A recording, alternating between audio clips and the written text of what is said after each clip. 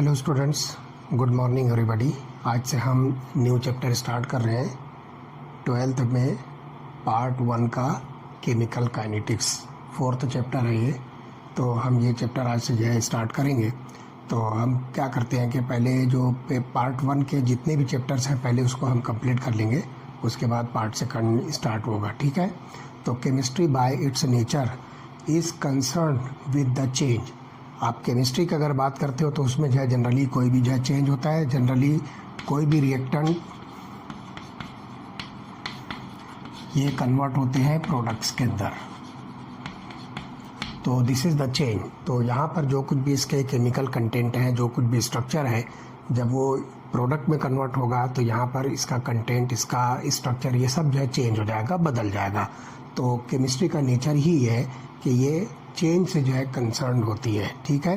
तो substances which well defined properties are converted by chemical reactions into other substances with different properties. तो यहाँ पर जो है जो भी रिएक्टेंट आप यहाँ पर जो केमिकल सब्सटेंस लेते हो तो इसके ऊपर कोई भी पर्टिकुलर रिएक्शन होने के बाद जब ये प्रोडक्ट के अंदर जो कन्वर्ट होता है तो इसकी सारी जो है प्रॉपर्टीज जो है बदल जाती है, चेंज हो जाती है। तो केमिस्ट्री जो कि हम कंसर्न करते हैं कि इसके अंदर जो है कुछ भी प्रॉपर जो है चेंज होता है, कहीं पर भी किसी भी सब्सटेंस के अंदर कोई प्रॉपर चेंज होता है तो उस चेंज को हम जो है नाम देते हैं केमिस्ट्री का। तो ये जो है रिएक्टेंट जो है होता है कोई भी केमिकल सब्सटेंस, वो किसी दूसरे केमिकल सब्सटेंस में कन्वर्ट होता है जिसको हम नाम देंगे प्रोडक्ट। तो ये दो इम्पॉर्टेंट कंस्टिट्यूएंट्स हैं जो केमिकल रिएक्शंस के अंदर आपको जो है मिलेंगे। हर केमिकल रिएक्शंस के अंदर आपको लेफ्ट हैंड साइड का जो पार्ट होगा वो रिएक्टेंट मिलेगा और राइट हैंड साइड का जो पार्ट होगा वो प्रोडक्ट होगा। तो यहाँ पर जो ध्यान रखना कि for any chemical reaction chemist try to find out 3 important properties of the chemical change. यहाँ पर जो भी केमिकल चेंज हम कंसिडर करने जा रहे हैं तो उसके अंदर जो 3 इम्पॉर्टेंट प्रॉपर्टीज़ को जो है केमिस्ट जो है वो फाइंड आउट करने की जो कोशिश करते हैं, जिसमें सबसे पहली चीज़ होती है feasibility of a chemical reaction. ये पहली जो है प्रॉपर्टी है, फिजिबिलिटी ऑफ केमिकल रिएक्शन। क्या मतलब हुआ? It can be predicted by the thermodynamics. तो यहाँ पर जो है feasibility of the chemical reaction is predicted by thermodynamics. क्या मतलब हुआ कि रिएक्शन हो रही है या नहीं हो रही है, तो इसको हम नाम देते हैं फिजिबिलिटी ऑफ द रिएक्शन। और ये चीज़ जो है आपको थर्मोडायनेमिक प्रॉपर्टी, जिसको हम गिब्स फ्री एनर्जी चेंज कहेंगे। तो डेल्टा जी लेस देन 0 आपको कांस्टेंट टेम्परेचर और प्रेशर पर मिलता है तो उस रिएक्शन को आप नाम दोगे फिजिबल। तो delta G must be less than 0 at constant temperature and pressure. इस कंडीशन पर आप देखोगे कि चेंज इन फ्री एनर्जी जो है ये क्या होता है, it must be less than 0। तो ये कंडीशन जब आपको किसी भी केमिकल रिएक्शन के अंदर मिलेगी तो आप कहोगे कि that chemical reaction is feasible. Feasible यानी कि वो रिएक्शन जो है पॉसिबल है, वो रिएक्शन जो है कंप्लीट होगी, reactants get converted into the product. तो ये पहली चीज़ होती है जो केमिस्ट को जो है मालूम होनी चाहिए और उसे जो है ये चीज़ जो है पता होनी चाहिए कि किसी भी केमिकल रिएक्शन को फिजिबल होने के लिए, उसको पॉसिबल होने के लिए या सिंपली उस केमिकल रिएक्शन को कंप्लीट होने के लिए ये कंडीशन जो है होनी चाहिए, that is delta G is less than 0 at constant temperature and pressure. ये तो हो गई पहली बात। तो ध्यान रखिए feasibility of any of the chemical reaction can be calculated by thermodynamic property change in free energy, जिसको हम डेल्टा जी से कह रहे हैं, ठीक है। दूसरी चीज़, the extent to which a chemical reaction will proceed. तो सेकंड यहाँ पर प्रॉपर्टी है extent of chemical reaction. Chemical reaction किस हद तक के हो रही है, कितनी हो रही है, कितने रिएक्टेंट प्रोडक्ट के अंदर कन्वर्ट हो रहे हैं, कुछ अनरिएक्टेड रिएक्टेंट बच रहा है या पूरा रिएक्टेंट प्रोडक्ट के अंदर कन्वर्ट हो रहा है, और क्या क्या चीज़ें उसके अंदर जो है फैक्टर्स इन्वॉल्व होते हैं, वो सारी चीज़ों को हम नाम देंगे extent of chemical reaction. And this extent of chemical reaction ये आपको मिलेगा बाय केमिकल इक्विलिब्रियम। तो यहाँ पर जो है केमिकल इक्विलिब्रियम, इस टर्म में आपको एक्सटेंट ऑफ केमिकल रिएक्शन मिलेगी। तो extent to which a chemical reaction will proceed can be determined from the chemical equilibrium. तो ये दो बातें हो गई। और third, speed of a chemical reaction, speed of a chemical reaction, speed of a chemical reaction, that is the time taken by a reaction to reach the equilibrium, ये property आपको मिलेगी केमिकल काइनेटिक्स में।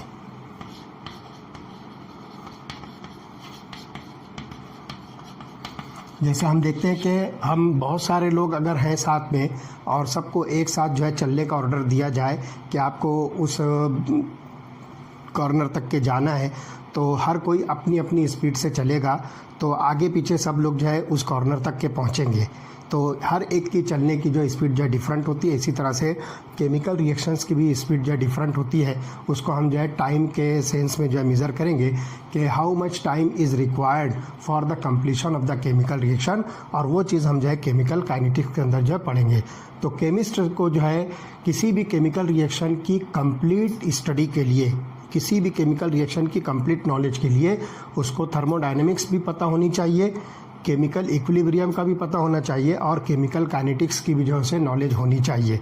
तो along with feasibility and extent it is equally important to know the rate of and the factors controlling the rate of a chemical reaction for its complete understanding. तो किसी भी chemical reaction को complete understanding के लिए ये तीनों properties जो है आपको मालूम होनी चाहिए। That is the feasibility of the chemical reaction, extent of the chemical reaction and speed, that is the rate of the chemical reaction. इस स्पीड को हम जो है रेट ऑफ केमिकल रिएक्शन का नाम देंगे। ठीक है, एग्जाम्पल आप दीजिए कि for example which parameters determine as to how rapidly food get spoiled.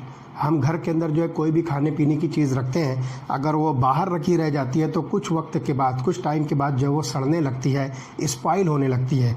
तो कौन से फैक्टर्स इसके अंदर जो है इन्वॉल्व होते हैं, कौन से पैरामीटर्स हैं जो इस रैपिडली फूड स्पॉइलेज को जो है डिटरमाइन करते हैं, उसको सजेस्ट करते हैं। कौन कौन से फैक्टर्स इन्वॉल्व होते हैं जो फूड को स्पॉइल करने का काम करते हैं, तो ये सारी चीज़ें हमें जो मालूम होनी चाहिए। इसी तरह से how to design a rapidly setting material for dental filling. हम जो है डेंटल फिलिंग के लिए दांतों के डॉक्टर के पास जाते हैं, तो हमारा दांत जो है निकालने के बाद वहाँ पर जो है कुछ सीमेंटिंग मटेरियल जो है फिल करता है, तो कितनी तेज़ी से वो सीमेंटिंग मटेरियल जो है सेट होता है, ये सारी चीज़ें जो हम बहुत आसानी के साथ जो है पता कर सकते हैं। और इसी तरह से what controls the rate at which fuel Burns in an auto engine. जो मोटर व्हीकल्स होते हैं, इसके इंजन्स के अंदर जो फ्यूल जो है बर्न होता है, तो किस रेट के साथ जो ये बर्न हो रहा है, कितनी एनर्जी जो है ये रिलीज़ कर रहा है, जिसकी वजह से ऑटोमोबाइल के इंजन जो है ये वर्किंग करते हैं। ये सारी चीज़ें हम जो बहुत आसानी के साथ जो मालूम कर सकते हैं। All these questions can be answered by the branch of chemistry which deals with the study of reaction rates and their mechanism, and it is called as chemical kinetics। तो ये सारी चीज़ों का जो आंसर जो हमने एग्जांपल्स दिया है कि फूड के स्पॉइलेज का जो है फैक्टर क्या है और कितनी स्पीड से वो स्पॉइल होती है, इसी तरह से डेंटल की फिलिंग्स कितनी तेज़ी के साथ जो है वो सेट होती है, साथ ही साथ जो है फ्यूल जो है बर्न होता है, किस रेट के साथ जो है बर्न हो रहा है, ये सारी चीज़ें हम जो है केमिस्ट्री के एक ब्रांच के अंदर स्टडी करेंगे जिसका नाम है केमिकल काइनेटिक्स। तो इस चैप्टर के अंदर जो हम ये सारे फैक्टर्स की जो स्टडी करेंगे। तो यहाँ पर जो ध्यान रखिए, the word kinetics is derived from the Greek word kinesis meaning the movement। तो यहाँ पर जो ध्यान रखिए, ग्रीक लैंग्वेज का वर्ड है काइनेसिस, जिसकी मीनिंग होती है movement. Kinesis, it is the Greek word which means movement. तो किस चीज़ की मूवमेंट है? Reactant get converted into the product. तो ये जो मोमेंट हो रही है रिएक्टेंट टू प्रोडक्ट का जो मोमेंट है, इस मोमेंट को हम जो है काइनेसिस का नाम देंगे। That is nothing but the change in the chemical composition, change in the structure and properties of one chemical substances to form the product. तो इसको हम जो है जनरली नाम देते हैं केमिकल काइनेटिक्स। तो इस चैप्टर के अंदर हम ये सारी चीज़ें जो स्टडी करेंगे। तो thermodynamics tells only about the feasibility of a chemical reaction, whereas chemical kinetics tells about the rate of the reaction. For example, thermodynamic data indicate that diamond shall convert to graphite, but in reality the conversion rate is so slow that the change is not predictable at all. ये बात जो ध्यान रखिए, thermodynamics की property हमको बताता है कि डायमंड जो है ये ग्रेफाइट में चेंज हो सकता है, लेकिन केमिकल काइनेटिक्स हमको बताता है कि ये रिएक्शन जो है बहुत ही स्लो होती है। With a very slow rate of reaction से डायमंड जो है ये ग्रेफाइट के अंदर जो है कन्वर्ट होता है। तो ये चीज़ जो है ध्यान रखना है, और इसको जो है बहुत आसानी के साथ जो है आप प्रेडिक्ट नहीं कर सकते हैं। तो therefore most people think that diamond is for ever. लोग ये समझते हैं कि डायमंड जो है ये फिक्स है, हमेशा के लिए है, इसके अंदर किसी किस्म का कोई चेंज हो नहीं सकता है। लेकिन थर्मोडायनेमिक हमको कहता है कि diamond can be converted into graphite, लेकिन बहुत स्लो प्रोसेस होने की वजह से हम समझते हैं कि डायमंड इज फॉर एवर। तो kinetic studies not only help us to determine the speed और rate of a chemical reaction, but also describe the conditions by which the reaction rates can be altered।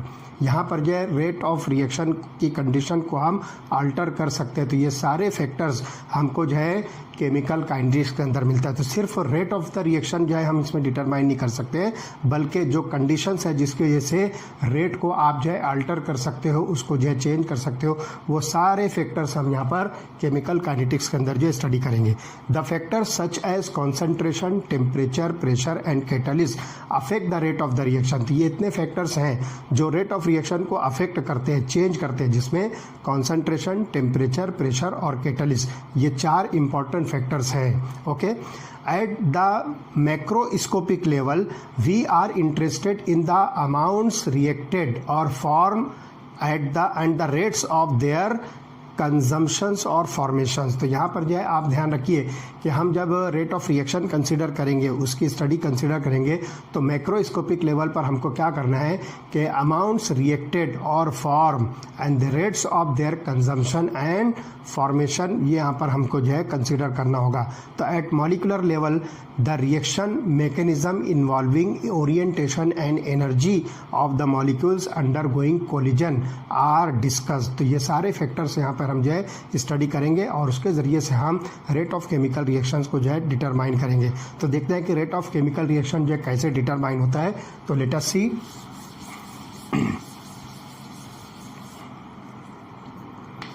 Rate of chemical reaction, तो ध्यान रखिए जैसा कि मैंने आपको पहले बताया कि जिसको हम स्पीड ऑफ द रिएक्शन कह रहे हैं, speed of the reaction it is nothing but rate of the chemical reaction. कोई भी केमिकल रिएक्शन कितने टाइम में जो है कंप्लीट होती है, उस स्पीड को हम जनरली यहाँ पर केमिकल काइनेटिक्स की टर्म में rate of the chemical reaction जो है कहेंगे।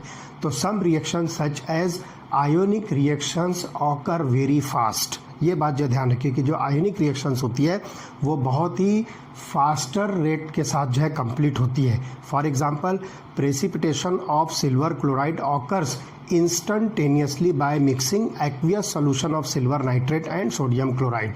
तो आप देखिए सिल्वर नाइट्रेट, इसके अंदर आप जो है सोडियम क्लोराइड जो है ऐड कीजिए, तो बहुत ही फास्टर रेट ऑफ रिएक्शन के साथ में यहाँ पर जो है AgCl का वाइट प्रेसिपिटेट आपको मिलेगा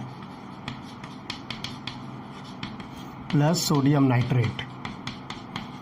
तो ये रिएक्शन जो है बहुत रैपिड होती है, बहुत फास्ट होती है, इंस्टेंटेनियसली बहुत ही फास्टर रेट के साथ ये जो है चेंज होता है।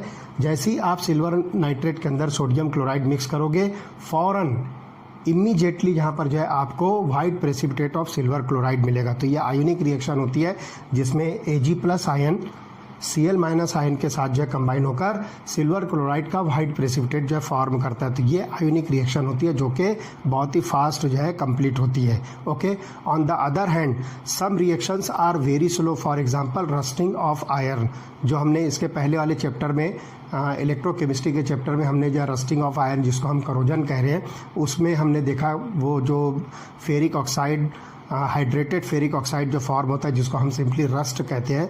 तो रस्टिंग ऑफ आयरन जो है ये प्रोसेस बहुत ही स्लो प्रोसेस होता है।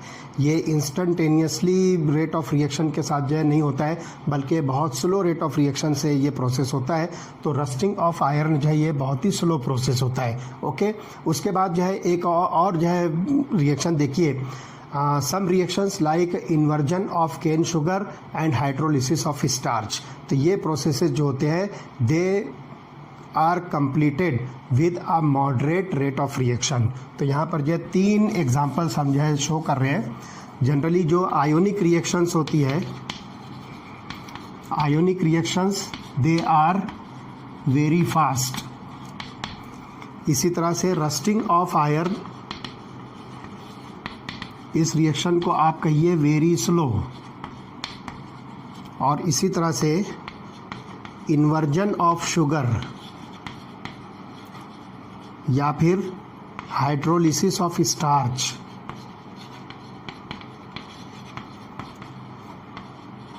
तो ये रिएक्शंस आपको मिलेगी मॉडरेट। तो इस तरह से on the basis of speed of the reaction, reactions are classified into 3 types, very fast, very slow and moderate, या simply fast, slow and moderate, आप इस तरह से जो इसको कह सकते हो। हर एक के अंदर जो है एक एक एग्जांपल है। ऐसी बहुत सारी एग्जांपल्स हमारे सराउंडिंग्स के अंदर होती है जिसको आप जो है इन 3 कैटेगरीज के अंदर जो है क्लासीफाई कर सकते हो। And you must be knowing that speed of an automobile is expressed in terms of change in the position और distance covered by it in a certain period of time. आप जो है मोटर बाइक से suppose जा रहे हो या अपनी कार से आप जा रहे हो, तो कार की स्पीड या मोटर बाइक की स्पीड कैसे डिटरमाइन होगी? तो ये डिस्टेंस कवर्ड पर यूनिट टाइम, एक पर्टिकुलर टाइम में कितना डिस्टेंस आपने जो है कंप्लीट किया है उसको आप जो है स्पीड ऑफ द बाइक या स्पीड ऑफ द कार जो है कह सकते हो। इसी तरह से rate of the chemical reaction या speed of the chemical reactions को आप जो है कैसे डिफाइन करोगे? तो it is change in the concentration of the reactant और product in a unit time. तो केमिकल रिएक्शंस का जो रेट होता है या simply speed of the chemical reaction है, उसको हम कहेंगे change in concentration of reactants और products in unit time. Particular given period of time में कितना कॉन्सेंट्रेशन रिएक्टेंट का जो है चेंज हुआ या कितना कॉन्सेंट्रेशन प्रोडक्ट का चेंज हुआ, उस चेंज को जो है पर यूनिट टाइम अगर आप मेजर करो तो that will gives rise to speed of the reaction और simply rate of the reaction. अब ये बात जो है आपको पता होना चाहिए कि अगर हम यहाँ पर जो है कोई केमिकल रिएक्शन कंसिडर करते हैं तो rate of decrease in concentration of any one of the reactants और the rate of increase in the concentration of any one of the products gives rise to the speed of the chemical reaction or rate of the chemical reaction। अब यहाँ पर जो एक general hypothetical reaction मैं आपको बताता हूँ। R is converted into P। आप जो है R को रिएक्टेंट कंसिडर कर सकते हो, P को जो है प्रोडक्ट कंसिडर कर सकते हो। तो R is converted into P, तो रिएक्टेंट जो है ये प्रोडक्ट के अंदर जो है कन्वर्ट हो रहा है। अब यहाँ पर आप देखिए कि at the start the concentration of reactant is very highest, ये सबसे ज़्यादा होता है, और प्रोडक्ट का कॉन्सेंट्रेशन सपोज यहाँ पर 0 है। जैसे ही केमिकल रिएक्शन स्टार्ट होगी तो आपका ऑब्जर्वेशन क्या होगा कि रिएक्टेंट का जो कॉन्सेंट्रेशन है धीरे धीरे क्या होगा, डिक्रीज होगा, और प्रोडक्ट जब बनना शुरू होगा तो इसका कॉन्सेंट्रेशन क्या होगा, इंक्रीज होगा।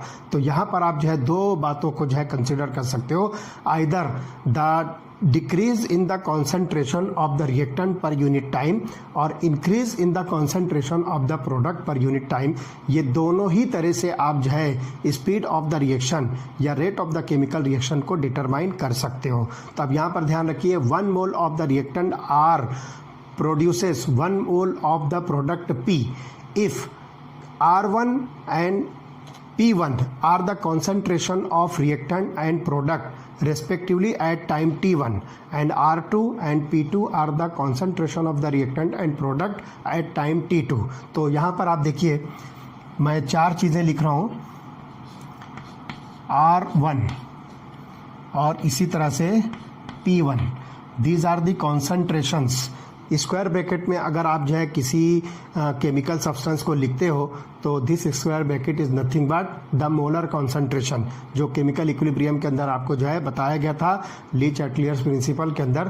तो कॉन्सेंट्रेशन की टर्म्स को जो हम यहाँ पर स्क्वायर ब्रैकेट के अंदर लिखते हैं, तो R stands for reactant, P stand for product. तो R1 और P1 जो है ये टाइम T1 पर जो है ये concentrations of reactants and products हैं। और इसी तरह से दूसरी 2 टर्म मैं लेता हूँ R2 और P2, ये दोनों जो है concentration terms of reactant and product है एट टाइम T2।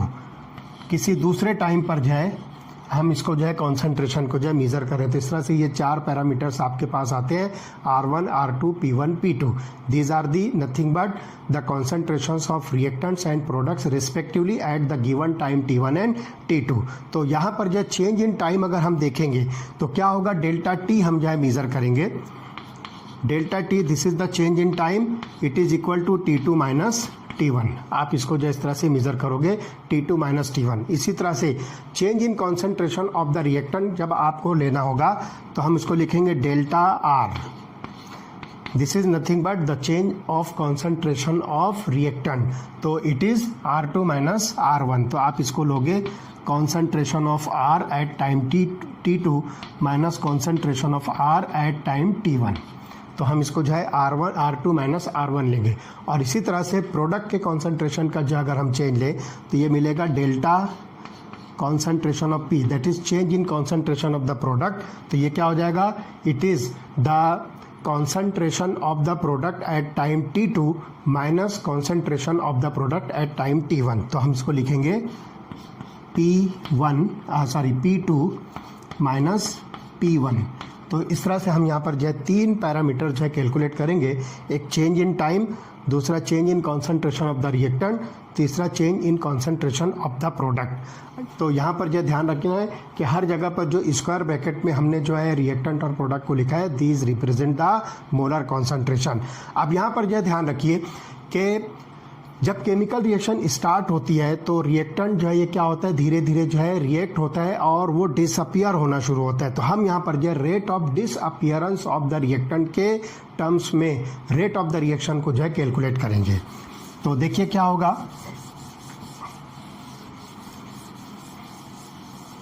तो हम यहाँ पर जो रेट ऑफ रिएक्शन जो है पहले लेंगे कि rate of disappearance of R। तो हम इसको लिखेंगे rate of disappearance of R is equal to, चूँकि कॉन्सेंट्रेशन ऑफ रिएक्टेंट जो है डिक्रीज हो रहा है इसलिए हम इसको जो है निगेटिव टर्म के साथ जो लिखेंगे, तो ये हो जाएगा minus delta R per unit change in time. तो आप यहाँ पर जो है delta R divided by delta T, इस टर्म में आप जो है change in concentration of R के साथ में, रिएक्टेंट के साथ में आप इसको जो है मेज़र कीजिए। तो कॉन्सेंट्रेशन ऑफ द रिएक्टेंट जो है क्या हो रहा है, ये डिक्रीज हो रहा है, इसलिए हमने यहाँ पर लिखा rate of disappearance of reactant, और इसको हमने यहाँ पर निगेटिव साइन से जो है इसको इंडिकेट किया। आगे चल के आप क्या कीजिए, इस वैल्यू को जो है मल्टीप्लाइड बाय -1 कीजिए। इसको जब आप मल्टीप्लाइड बाय -1 करोगे तो ये रेट ऑफ डिसअपियरेंस की जो टर्म हो जाएगी वो ऑटोमेटिकली पॉजिटिव हो जाएगी। तो ध्यान रखिए रेट ऑफ द रिएक्शन जो होता है, चाहे वो आप रिएक्टेंट के टर्म में कैलकुलेट कीजिए या प्रोडक्ट के, ये हमेशा पॉजिटिव होती है। इसलिए ये निगेटिव साइन जो है सिर्फ इस चीज़ को इंडिकेट करना है कि कॉन्सेंट्रेशन ऑफ रिएक्टेंट क्या हो रहा है, डिक्रीज हो रहा है, डिसअपियर हो रहा है ये कॉन्सेंट्रेशन, इसलिए हम यहाँ पर इसको निगेटिव टर्म से इंडिकेट कर रहे हैं। ओके, तो ये हो गया पहला। उसके बाद दूसरा, प्रोडक्ट जो है आप देखिए कि जैसे केमिकल रिएक्शन स्टार्ट होती है प्रोडक्ट का कॉन्सेंट्रेशन जो है इंक्रीज होना शुरू होता है। तो हम यहाँ पर लिखेंगे कि प्रोडक्ट जो है अपीयर होना शुरू हुआ। केमिकल रिएक्शन जैसे जैसे आगे बढ़ती है प्रोडक्ट जो है अपीयर होना शुरू होता है। तो हम यहाँ पर इसको जो है मेजर करेंगे rate of appearance of P। तो ये देखिए rate of appearance of P, that is the product, it is equal to change in concentration of the product divided by change in time. तो यहाँ पे हम लिखेंगे delta concentration of P divided by delta T, और इसको हम जो है प्लस साइन से इंडिकेट करेंगे क्योंकि ये अपीयर हो रहा है, ये फॉर्म हो रहा है, और दूसरा मीनिंग ये होगा कि कॉन्सेंट्रेशन ऑफ द प्रोडक्ट जो है क्या हो रहा है, इंक्रीज हो रहा है। तो इस तरह से यहाँ पर जो है आप rate of the chemical reaction को किसी भी टर्म में मेजर कर सकते हो, either in terms of rate of disappearance of the reactant और in terms of rate of appearance of the product. Since delta R is negative quantity, therefore it may be multiplied by -1 so that the rate of the reaction can be made positive value. तो ये चीज़ जो है आप कर सकते हो. तो इस तरह से यहाँ पर देखिए कि ये जो दो इक्वेशंस आपको जो मिलती है, these equation represents the average rate of the reaction.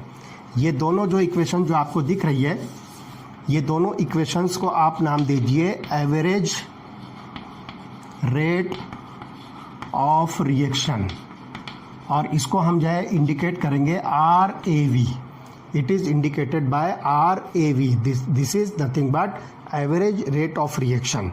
तो average rate depends upon the change in concentration of reactants और products and the time taken for that change to occur. अब यहाँ पर जो है आप ग्राफिकली इसको जो है रिप्रेजेंट कर सकते हो, कॉन्सेंट्रेशन ऑफ R और concentration of P with respect to changing time T.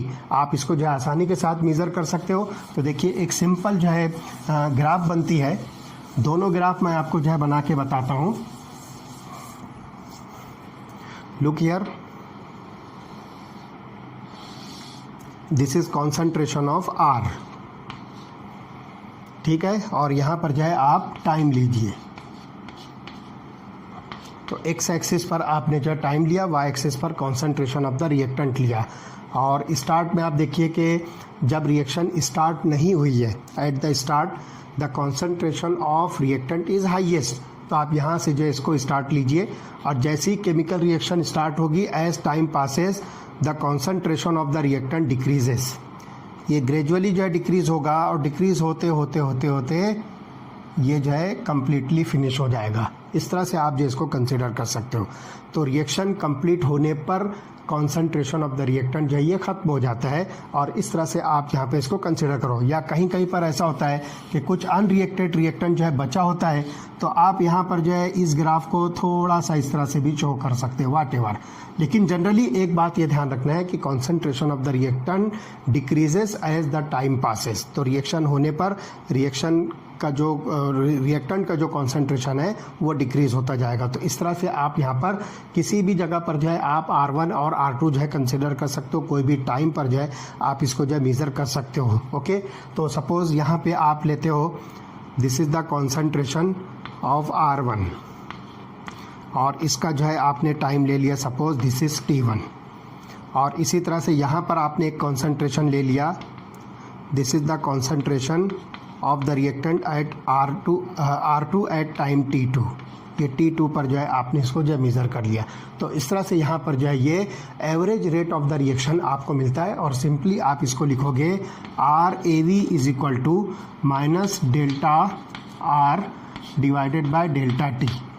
तो इस तरह से आप यहाँ पर जो है रेट ऑफ रिएक्शन जो है कैलकुलेट कर सकते हो. और डेल्टा R जो है यहाँ पर आप इसकी वैल्यू लिखोगे minus R2 minus R1 divided by delta T. इस तरह से आप जो है इसको कैलकुलेट कर सकते हो. तो ये जो है आप आसानी के साथ ले सकते हो. डेल्टा T को भी जो है आप लीजिए T2 माइनस T1.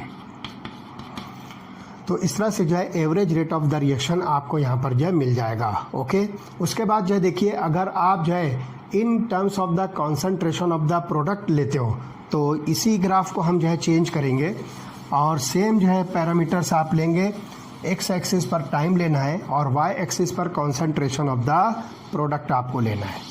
तो यहाँ पर देखिए, दिस इज एक्स एक्सिस यहाँ पर आपने लिया time, this is why axis, यहाँ पर आपने लिया कॉन्सेंट्रेशन ऑफ द प्रोडक्ट। तो at the start the concentration of the product जो है ये क्या होता है, ज़ीरो होता है, ये बिल्कुल भी नहीं होता है। जैसे जैसे रिएक्शन स्टार्ट होगी कॉन्सेंट्रेशन ऑफ द प्रोडक्ट जो है इंक्रीज होगा, और इंक्रीज होते होते होते होते ये हाईएस्ट पॉइंट पर जाएगा जब रिएक्शन जो है कंप्लीट होगी।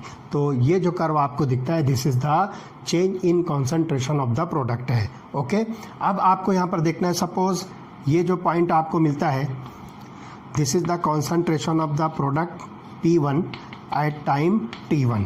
तो यहाँ पर जो है आप T1 पर जो है concentration of the product consider कीजिए। इसी तरह से इस पॉइंट पर सपोज आप ले लेते हो concentration of the product P2 at time T2।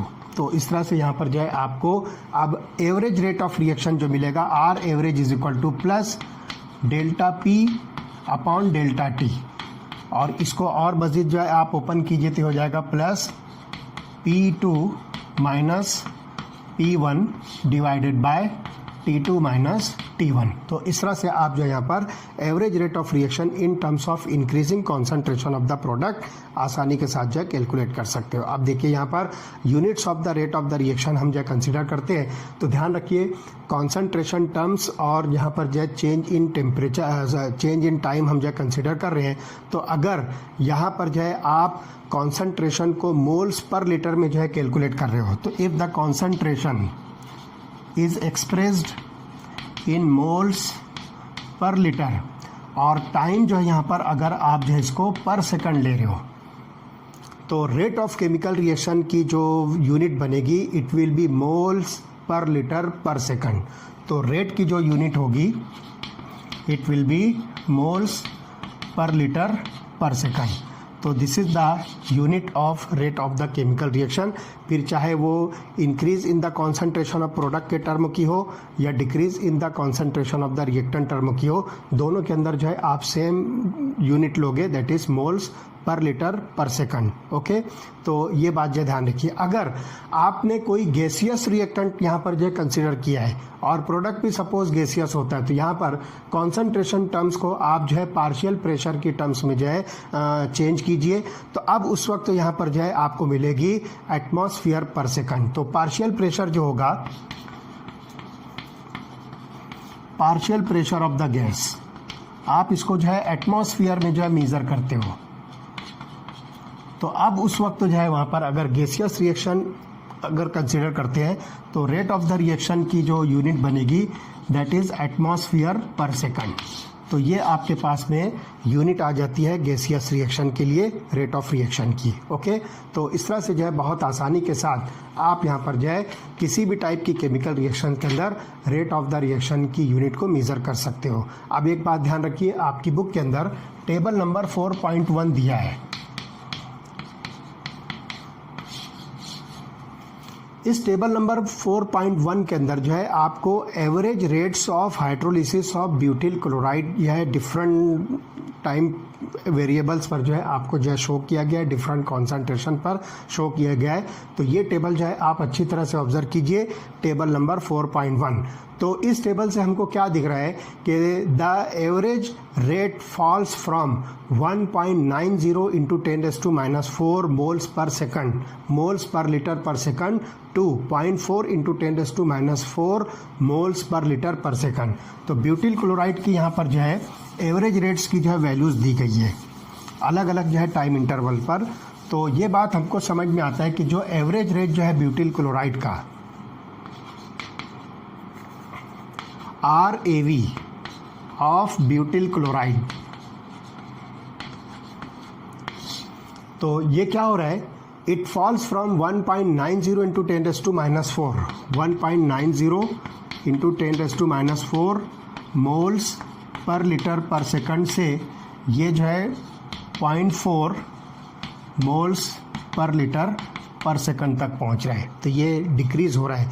तो however average rate can not be use to predict the rate of a reaction at particular instant as it would be constant for the time interval for which it is calculated. अब यहाँ पर जो ध्यान रखिए कि average rate जो है ये अलग अलग जो है टाइम इंटरवल्स के लिए जो है मेज़र हो रहा है। तो हम यहाँ पर जो है ये बात कह सकते हैं कि average rate of reaction is not the rate of the reaction at all, क्योंकि ये जो है आप अगर टर्शरी ब्यूटिल क्लोराइड का ही अगर देखते हो तो अलग अलग टाइम इंटरवल पर जो है ये क्या हो रहा है, डिफरेंट है। और सिमिलरली आप यहाँ देखोगे कि ये डिक्रीज होते होते इस वैल्यू तक जो है पहुँच रहा है। तो एवरेज रेट ऑफ रिएक्शन जो है ये एक ऑथेंटिक वैल्यू नहीं है कि आप उसके ज़रिए से किसी भी रिएक्शन का रेट ऑफ रिएक्शन जो है कैलकुलेट कर सकते हो, क्योंकि ये हर अलग अलग टाइम पर जो है ये डिफरेंट मिलेगा। इसलिए इस चीज़ को जो है एक्सप्रेस करने के लिए हम यहाँ पर जो है rate of a particular reaction at the particular moment of the time जो है यहाँ पर डिटरमाइन करेंगे, जिसको हम नाम देंगे instantaneous rate. It is called as instantaneous rate, और इसको हम जो है इंडिकेट करेंगे R inst. Inst indicates the instantaneous, मतलब किसी एक पर्टिकुलर मोमेंट ऑफ टाइम पर आप जो है रेट ऑफ रिएक्शन जो है कैलकुलेट कर सकते हो। तो it is obtained when we consider the average rate at the smallest time interval, और ये टाइम इंटरवल क्या होगा, डेल्टा टी होगा, जिसको आप जो है डी टी स्मॉल डेल्टा जो है यहाँ पे लिखोगे, ये स्मॉल टाइम इंटरवल होगा। और उस वक्त जो है delta T approaches to zero जो है कंसिडर करना है, बहुत ही स्मॉल टाइम इंटरवल होगा और चेंज इन टेम्परेचर की वैल्यू जो है ये जीरो कंसिडर होगी। तो ये बहुत ही छोटा जो है टाइम इंटरवल होगा, बहुत ही माइनर जो है ये टाइम इंटरवल होगा। तो hence mathematical for an infinitesimally small dt instantaneous rate is given by the equation, जिसमें यहाँ पर जो है देखोगे कि change in concentration of the reactant या change in concentration of the product, इसको भी जो है आपको इन्फिनिटेसिमल जो है कंसिडर करना होगा। जैसे हमने आर ए भी कंसिडर किया है, it is minus D R upon delta T, या फिर plus delta P upon delta T हमने जो है कंसिडर किया है। तो अब यहाँ पर जो है चेंज इन कॉन्सेंट्रेशन भी जो है आपको इन्फिनिटेसिमल लेना है, बहुत थोड़ा लेना है, और small change interval of the time consider करना है। तो अब आर एवरेज की जगह हम आर इंस्टेंटेनियस जो लिखेंगे वो क्या हो जाएगा, minus D R upon D T, या ये हो जाएगा plus D P upon D T. तो इस तरह से ये जो इक्वेशन है, this equation is nothing but the rate equation for the instantaneous time interval. तो किसी भी इंस्टेंट पर आप जो है रेट ऑफ केमिकल रिएक्शन को किसी भी कॉन्सेंट्रेशन टर्म्स में और किसी भी टाइम के मोमेंट पर जो है आप इसको जो है इजीली कैलकुलेट कर सकते हो। अब यहाँ पर जो है आप देखिए कि एक ग्राफ जो है शो की गई है, और उसके अंदर जो है अलग अलग जो है टाइम इंटरवल पर जो है कॉन्सेंट्रेशन ऑफ द रिएक्टेंट जो है शो किया गया है। तो कॉन्सेंट्रेशन ऑफ ब्यूटिल क्लोराइड को जो है कंसिडर किया गया है, और इसकी जो है अलग अलग जो है वैल्यूज़ दी गई है। तो look here, this is the concentration of butyl chloride, इसको हम यहाँ पर जो है स्क्वायर ब्रैकेट में शो कर रहे हैं। This is the concentration of butyl chloride, और इसको जो है 0 से लेकर 0.12 मोलर तक के जो है कंसिडर किया है, और 0.02 के इंटरवल पर जो है इसको शो किया है।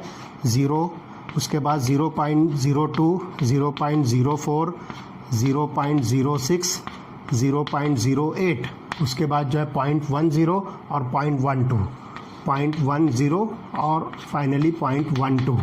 और आप जो है टाइम देखिए तो ये जो है सेकंड्स में जो है मेज़र किया है, 200 का जो है इंटरवल दिया है। तो this is 200, then 400, 600, 800, 1000 and so on. तो इस तरह से ये जो है टाइम इंटरवल जो है शो किया गया है, और इसकी वैल्यू जो है यहाँ पर इस तरह से जो है यहाँ पर एक ग्राफ जो है शो की गई है, जिसमें decrease in the concentration of butyl chloride जो है शो किया है, और उस पर जो है instantaneous rate of the reaction 600 second पर जो है कैलकुलेट करके जो बताया है कि वो रेट ऑफ रिएक्शन जो है क्या हो सकता है। तो आप यहाँ पर देखिए कि अलग अलग जो है वैल्यूज़ जो है शो की गई है लाइक दिस। तो अलग अलग जो है यहाँ पर जो है पॉइंट्स जो है शो किए गए हैं। तो 600 सेकंड्स पर जो है इंस्टेंटेनियस रेट ऑफ रिएक्शन जो है क्या हो सकता है, वो सारी चीज़ें मालूम की गई है। और यहाँ पर जो है स्लोप के ज़रिए से जो है आर इंस्टेंटेनियस जो है इजीली जो है कैलकुलेट किया है। और यहाँ पर जो है एक टेंजेंट जो है ड्रॉ किया जाता है, वो टेंजेंट जो है जिस जगह पर जो है इस कर्व को जो है टच करता है, बस उसी सेकंड पर जो है रेट ऑफ रिएक्शन जो है क्या हो सकता है, तो उस चीज़ को जो है आप इंस्टेंटेनियस रेट ऑफ रिएक्शन जो है कह सकते हो। तो ये 600 पर जो है हम इसको कहेंगे this is the instantaneous rate at t is equal to 600 second. So this is instantaneous rate at t is equal to 600 seconds. तो आप जो है और अलग अलग जो है टाइम इंटरवल पर भी जो है इसको इजीली जो है कैलकुलेट कर सकते हो। तो टेबल नंबर 4.1 से जो है आपको जो है ये चीज़ मिलेगी। तो it can be determined graphically by drawing a tangent. तो आपको यहाँ पर जो है एक टेंजेंट जो है इस कर्व के ऊपर जो है ड्रॉ करना है। तो time at time t on either of the curves for concentration of reactant और the product। तो रिएक्टेंट या प्रोडक्ट के कॉन्सेंट्रेशन, जैसे कि हमने लिया है रिएक्टेंट का, तो ये कर्व जो इस तरह से बन रहा है और एक टेंजेंट हमने यहाँ पर जो है ड्रॉ किया है। वो टेंजेंट जहाँ पर टच कर रहा है इस कर्व को, बस वहीं से आप जो है उसका टाइम जो है मेज़र कीजिए और उस टाइम पर जो है इंस्टेंटेनियस रेट ऑफ रिएक्शन जो है कॉन्सेंट्रेशन टर्म में क्या आता है, तो आप उसको जो है इजीली कैलकुलेट कर सकते हो। ठीक है, यही चीज़ अगर आप जो है प्रोडक्ट का लोगे तो ये ग्राफ जो है इस तरह से बनेगी। वाट एवर ये किसी भी रिएक्शन के लिए कंसिडर कीजिए, इसका जो प्रोडक्ट की जो ग्राफ होगी इस तरह से होगी और आप यहाँ पर जो है एक टेंजेंट जो है ड्रॉ कीजिए। से फॉर एग्जांपल यहाँ पर आपने टेंजेंट ड्रॉ किया तो आप यहाँ पर जो देखिए कि 400 सेकंड पर फॉर एग्जांपल इसका जो है रेट ऑफ रिएक्शन क्या होगा, जिसको आप instantaneous rate of reaction at t is equal to 400 second जो है इसको कैलकुलेट कर सकते हो। तो ये डिक्रीजिंग कॉन्सेंट्रेशन जो है ये रिएक्टेंट वाली कर्व है और इंक्रीजिंग कॉन्सेंट्रेशन जो है ये प्रोडक्ट वाली कर्व है और दोनों ही कर्व पर आप जो है एक टेंजेंट ड्रॉ करके इंस्टेंटेनियस रेट ऑफ रिएक्शन जो है कैलकुलेट कर सकते हो। ओके, तो यहाँ पर जो है देखिए कि 600 सेकंड पर जो है इंस्टेंटेनियस रेट ऑफ रिएक्शन जो है कैलकुलेट किया है with decreasing concentration of the reactant that is the butyl chloride. तो यहाँ पर जो है इसको जो है कैलकुलेट किया है तो वो कितनी वैल्यू होगी, तो ये यहाँ पर जो है टेबल नंबर फिगर नंबर 4.2 से जो है इसको इंडिकेट किया है। तो ये जो बुक में आपकी फिगर है दिस इज़ फिगर नंबर 4.2 है। तो बुक के अंदर आप इसको और अच्छी तरह से जो ऑब्जर्व कीजिए तो आपको जो है पता चलेगा। तो instantaneous rate of reaction at time t is equal to 600 second जो है कैलकुलेट किया है। तो वो देखिए क्या होगा, तो हम यहाँ पर लिखेंगे R instantaneous at t is equal to 600 second that is equal to, यहाँ पर जो क्या होगा डेल्टा आर जो हमको लेना है। तो 600 सेकंड के ऊपर जो स्लोप बनता है उस स्लोप से जो है आप इसको इजीली कैलकुलेट कर सकते हो। तो स्लोप जो है यहाँ पर आपको 400 सेकंड टू 800 सेकंड के बीच का जो है स्लोप मिल रहा है। तो आपके पास में यहाँ पर देखिए जो डेल्टा डी आर जो है आप कंसिडर कर रहे हो और इसी तरह से यहाँ पर जो है डी टी आप जो है कंसिडर कर रहे हो। तो डी आर जो है यहाँ पर आपको 400 टू 800 सेकंड के बीच का जो आपको जो है वहाँ पर कॉन्सेंट्रेशन मिलेगा वो अबाउट 0.0165 है। 0.0165 ये 800 सेकंड पर कॉन्सेंट्रेशन है और इसी तरह से 0.037 ये 400 सेकंड पर जो है कॉन्सेंट्रेशन है रिएक्टेंट का। और इस तरह से टाइम जो है आपको T2 माइनस T1 मिलेगा। तो 800 माइनस 400 जब आप इसको जो है कैलकुलेट करते हो तो ध्यान रखिए ये जो है निगेटिव टर्म है, तो आप इसको मल्टीप्लाइड बाय -1 करके इसको जो है पॉजिटिव कर लीजिए। तो आपको जो है जब इसका सोल्यूशन करोगे ये दोनों का माइनस करके इसको जो है इससे डिवाइड करोगे तो आपको आंसर मिलेगा 5.12 into 10⁻⁻5 5.12 into 10⁻⁻5 moles per litre per second. तो ये वैल्यू आपको मिलती है instantaneous rate of reaction at t is equal to 600 seconds.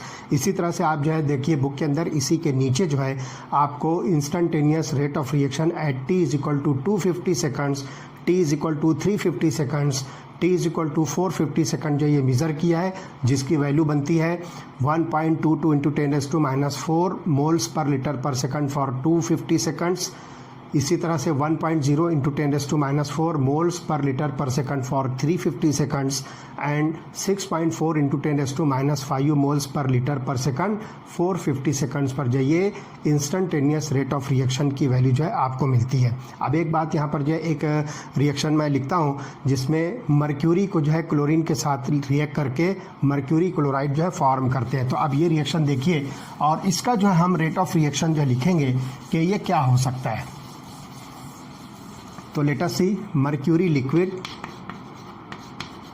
Plus chlorine gas gives rise to HgCl2। Mercury chloride यहाँ पर जो ये बन रहा है ये सॉलिड फॉर्म में है। अब आपको जो है इसका रेट ऑफ रिएक्शन लिखना है।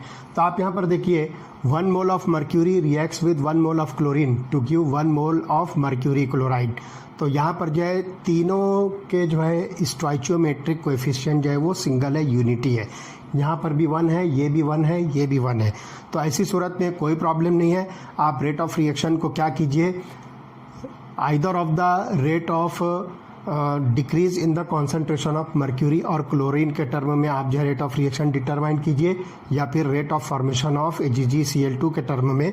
तो यहाँ पर देखिए अब ये हम लिखेंगे rate of the reaction is equal to minus delta Hg upon delta T, ये हो गया। या फिर क्लोरीन के डिसअपियरेंस के टर्म में आप लिख सकते हो, तो इसी को आप जो है इक्वल टू कर दीजिए minus delta Cl2 upon delta T।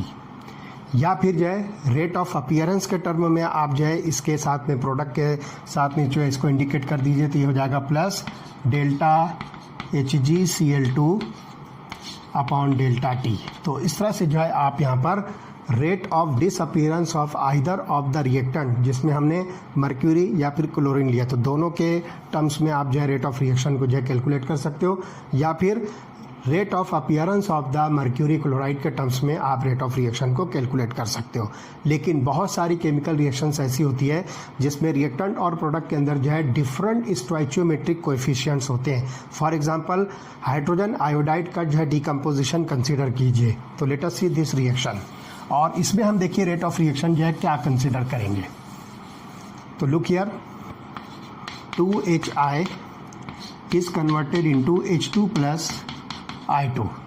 ये जो है हमारे पास एक रिएक्शन है। Mercury hydrogen iodide gas is converted into hydrogen gas and iodine gas. अब यहाँ पर जो ध्यान रखिए कि 2 moles of hydrogen iodide is converted into 1 mole of hydrogen and 1 mole of iodine. तो यहाँ पर जो है स्टोइचियोमेट्रिक कोएफिशिएंट जो हाइड्रोजन आयोडाइड का 2 है, जबकि हाइड्रोजन और आयोडीन का 1 है।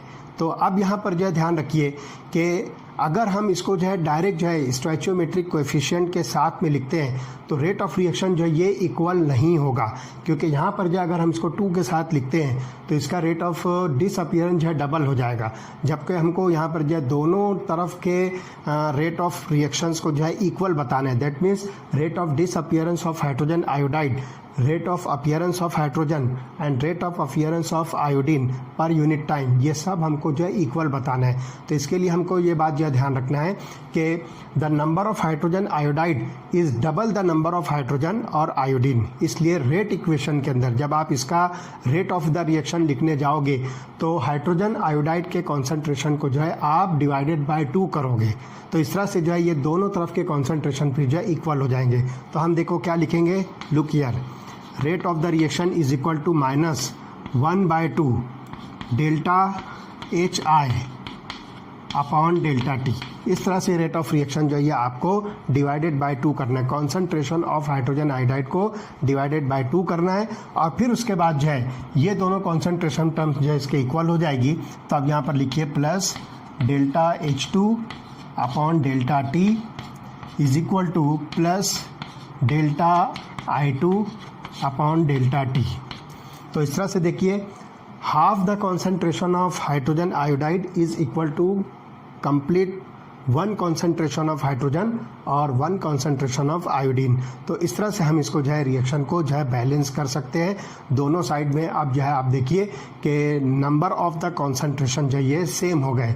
तो अगर डायरेक्ट आप इसको स्टोइचियोमेट्रिक कोएफिशिएंट के साथ लिखते तो ये जो आता है 2, तो इस तरह से ये जो है रिएक्शन जो है बैलेंस नहीं होती है, रेट की जो इक्वेशन है वो बैलेंस नहीं होती है। तो उसको बैलेंस करने के लिए इस स्टोइचियोमेट्रिक कोएफिशिएंट को हमने जो है इन्वर्स ले लिया है। तो एक सिंपल बात मैं आपको बता दूं कि जो भी स्टोइचियोमेट्रिक कोएफिशिएंट की वैल्यू रहेगी उस नंबर का इन्वर्स आपको जो है उसके कॉन्सेंट्रेशन टर्म के साथ में जो है लिखना होगा। तो इस तरह से आप यहाँ पर जो है इस रिएक्शन का डीकम्पोजिशन ऑफ हाइड्रोजन आयोडाइड का रेट ऑफ रिएक्शन जो इस तरह से शो कर सकते हो। वो या तो rate is equal to this much quantity, या फिर rate is equal to this much quantity, और rate is equal to this much quantity. तो इस तरह से half the disappearance of concentration of the hydrogen iodide ये रेट ऑफ रिएक्शन होगा, या फिर कॉन्सेंट्रेशन ऑफ हाइड्रोजन और concentration of iodine with respect to time, this is nothing but the rate of reaction of the decomposition of hydrogen iodide. इसी तरह से एक reaction जो है मैं लिखता हूँ और उसका जो है रेट ऑफ रिएक्शन हम जो डिसाइड करेंगे कि क्या हो सकता है। ओके, तो लेट अस सी, एक इक्वेशन है 5Br minus aqueous plus BrO3 minus aqueous, 5Br minus aqueous plus BrO3 minus aqueous, ये एक रिएक्शन है। रिएक्टेंट साइड में जो है आपको plus 6H plus aqueous, hydrogen ion जो है इसमें एसिडिक मीडियम में जो ये रिएक्शन हो रही है, और इसका जो प्रोडक्ट बनता है ब्रोमीन और water 3Br2 plus 3H2O gives rise to 3Br2 plus 3H2O liquid. और यहाँ पर जो है ब्रोमीन जो है ये गैसीय एक्वियस फॉर्म में आपको मिलेगा, 3Br2 एक्वियस।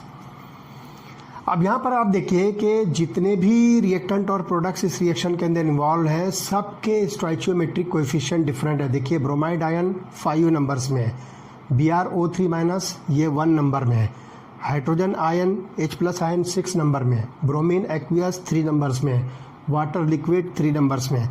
सबके जनरली यहाँ पर आप देखिए कि स्टोइचियोमेट्रिक कोएफिशिएंट जो है डिफरेंट होंगे। तो मैंने जैसे आपको एक शॉर्टकट बताया है कि जो स्टोइचियोमेट्रिक कोएफिशिएंट नंबर दिया होगा उसका इन्वर्स आपको ले लेना है, ठीक है।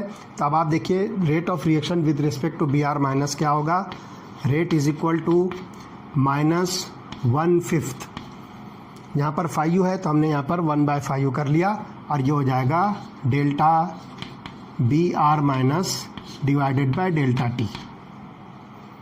या फिर rate of reaction is equal to, यहाँ पर कोई नंबर नहीं है इसलिए आप डायरेक्ट लिखिए minus delta BrO3 minus divided by delta T, ठीक है। या फिर आप यहाँ पर देखिए rate of reaction with respect to decrease in the concentration of H plus ion, तो ये 6 नंबर में है तो आप इसको लिखिए 1/6, और ये हो जाएगा delta H plus upon delta T। तो ये 3 जो है रिएक्टेंट्स हमारे पास में है जिसका डिसअपियरेंस हमने जो है कंसिडर किया।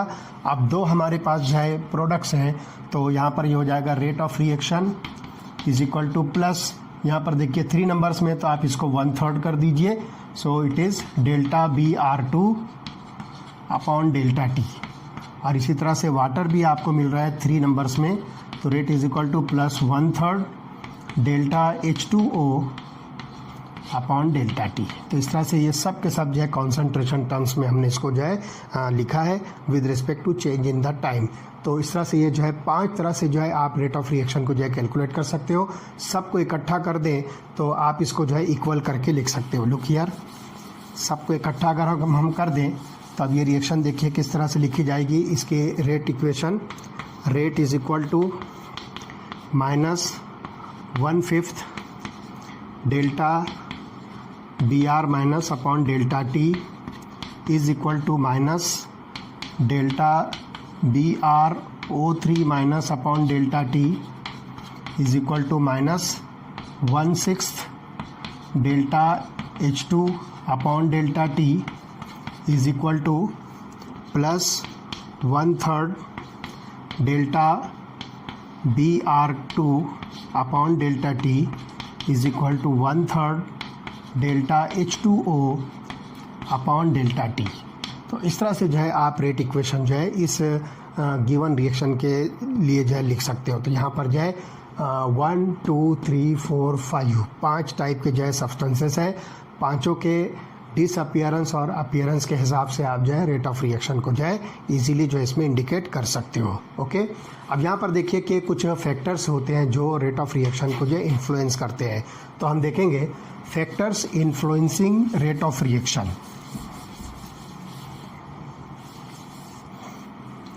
तो look here, factors influencing rate of reaction.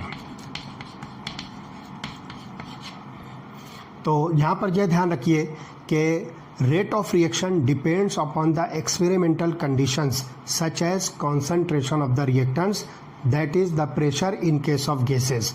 तो हम यहाँ पर ध्यान रखेंगे कि अगर हम सॉल्यूशंस कंसीडर करते हैं तो कॉन्सेंट्रेशन ऑफ द सॉल्यूशंस होगा, और अगर गैसियस रिएक्शन कंसीडर करते हैं तो प्रेशर ऑफ द गैसेस होगा, और इसी तरह से टेम्परेचर एंड कैटलिस्ट। तो these are the factors which influences the rate of the reaction. अब ध्यान रखना है dependence of the rate on the concentration. तो रेट का जो है यहाँ पर जो है कॉन्सेंट्रेशन पर जो है क्या इफेक्ट होता है वो हम जो है डिस्कस करेंगे। तो ध्यान रखिए, तो पहला फैक्टर है कॉन्सेंट्रेशन, दूसरा फैक्टर जो है प्रेशर होगा इन गैसेस, तीसरा फैक्टर यहाँ पर होगा टेम्परेचर का, और चौथा फैक्टर होगा कैटालिस्ट का। तो ये चार इम्पॉर्टेंट पैरामीटर्स हैं, चार इम्पॉर्टेंट टर्म्स हैं, प्रॉपर्टीज़ हैं जो रेट ऑफ रिएक्शन को इन्फ्लुएंस करते हैं। तो आप देखते हैं कि dependence of concentration on the rate. तो ये ध्यान रखना है कि the rate of a chemical reaction at a given temperature में depend on the concentration of one और more reactant and the products. तो यहाँ पर जो है ये कॉन्सेंट्रेशन टर्म्स पर जो है ये रेट ऑफ रिएक्शन जो है डिपेंड करता है। The representation of the rate of reaction in terms of concentration of the reactants is known as rate law. तो यहाँ पर जो है इस चीज़ को हम जो है कॉन्सेंट्रेशन टर्म्स के सेंस में अगर हम इसको मेज़र करते हैं तो हम उसको जो है नाम देंगे रेट लॉ। तो ध्यान रखिए रेट लॉ क्या है।